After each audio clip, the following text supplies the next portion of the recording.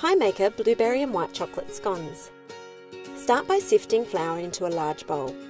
Add butter and use your fingertips to rub it into the flour until the mixture looks like fine breadcrumbs.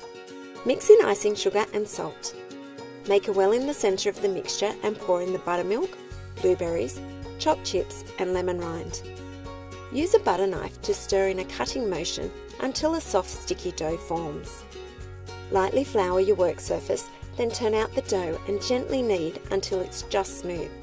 Press it into a 5 cm thick disc. Using a lightly floured 6 cm pastry cutter, cut scones from the dough. Keep gently re-rolling and pressing as you go.